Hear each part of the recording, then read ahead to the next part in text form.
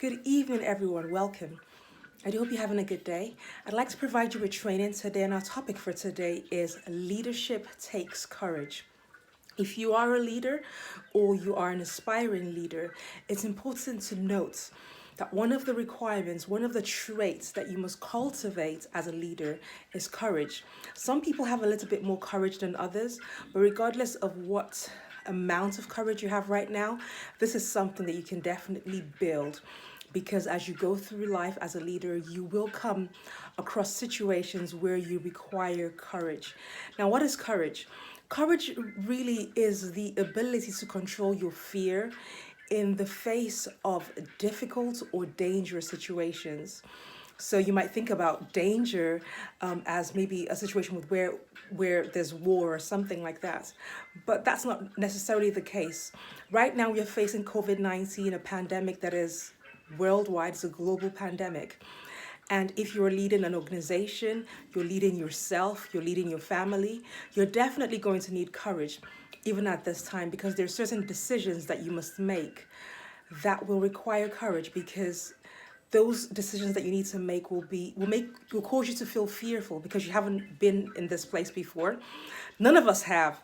And so you're going to need courage to make those decisions. So courage is something that you should cultivate as a trait, a leadership trait that you should cultivate as you go through the routine, as you go through the requirements that you need to provide, as you go through the motions of serving your people and leading your people. You definitely do need to cultivate courage. And how do you do that? Well, I'll give you some pointers as to how you can cultivate courage.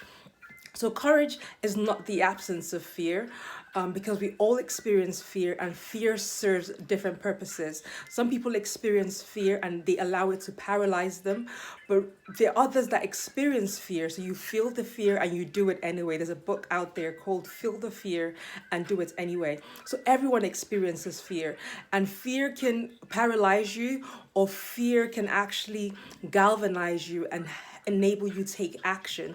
Fear can also serve to protect you because if you feel no fear whatsoever, there is a very strong chance that you will make some very big mistakes in your life and in the course of your leadership. So it's important that you acknowledge in order to cultivate courage, it's important that you acknowledge fear. So when you feel fear, instead of trying to dismiss it or explain it away or ignore it, it's important that you acknowledge it. You look at the situation and you acknowledge the fact that you're feeling fearful. That doesn't make you weak, it actually makes you strong, because it's weak people who try to run away from their fears or to ignore it or pretend like it's not there. Ignoring fear will not make it go away. So if you are a leader, it is important that you acknowledge your fear. If you're feeling fearful about a certain decision that you know you have to make, if you're feeling fearful about the circumstances that you're facing, just acknowledge that fear. Next, what you could do is step away from the situation. Think about some great leader who might be alive or dead, someone like Martin Luther King, Mother Teresa.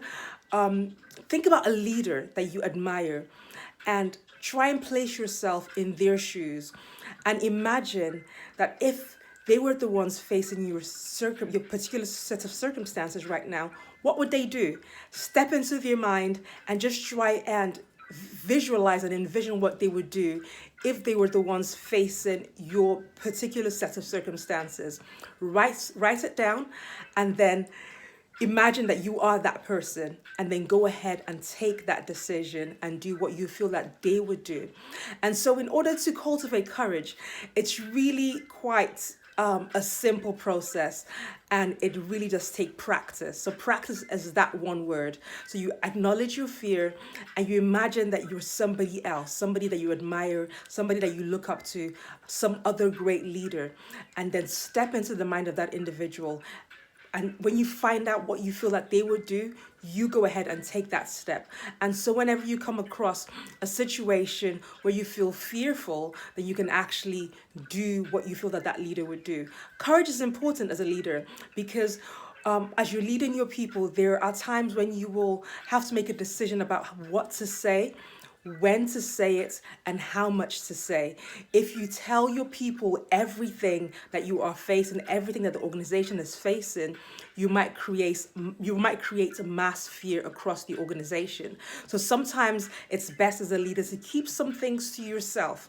You don't want to keep too much to yourself, because there's some things that if you keep too much away from your people, if those things come out later on, if that information comes out later on, it could actually compromise their trust in you as a leader. So courage is that quality that enables you to assess the situation and to decide and determine what information to share with your people, when to share it, and how much to share with your people.